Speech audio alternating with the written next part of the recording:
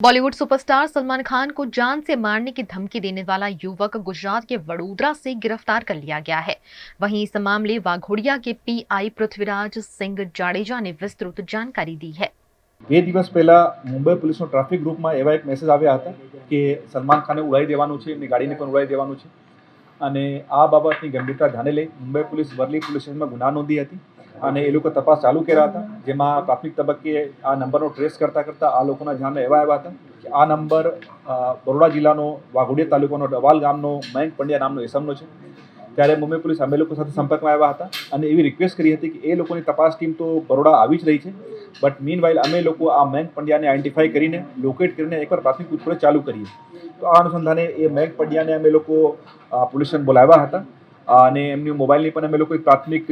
જોયા હતા કે શું છે નહીં છે અને આ વ્યક્તિ કયા ટાઈપનો છે। તો પ્રાથમિક પૂછપરછમાં ધ્યાન આવેલ હતા કે આ માણસ બહુ માનસિક રીતે સ્વસ્થ નહીં, એમના ઘરવાળા સાથે પણ વાત થઈ હતી અને એમની આ બાબતમાં સારવાર પણ ચાલી રહી છે। એમની ઉંમર અંદાજિત 25-26 વર્ષ જેવું છે અને સોશિયલ મીડિયા પર ખૂબ જ એક્ટિવ છે અને ફોલોઅર્સ અને પબ્લિસિટી કેવી રીતે વધે આ એમનો ખૂબ જ એક હેતુ રહેતા હોય છે। અને પછી ગઈકાલ મુંબઈ પોલીસ ટીમ અહીંયા આવી હતી, એ પણ મયંક પંડ્યાની વ્યવસ્થિત પૂછપરછ કરી હતી અને એમનો જે મોબાઈલ હતા એમને ગુનાના કામે કબજે લઈને મયંક પંડ્યાને નોટિસ આપીને એ લોકો રિલીઝ કર્યા હતા અને એમને એ પણ કહેવામાં આવ્યું હતું કે જ્યારે મુંબઈ પોલીસ સામે હાજર થાય નિવેદન આપવા માટે ત્યારે આપણા સારવારનો કાગળો પણ લેતા આવે।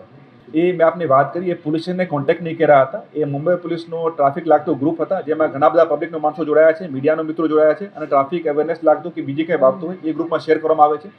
અને જો મેં વાત કરી કે આ માણસનો એક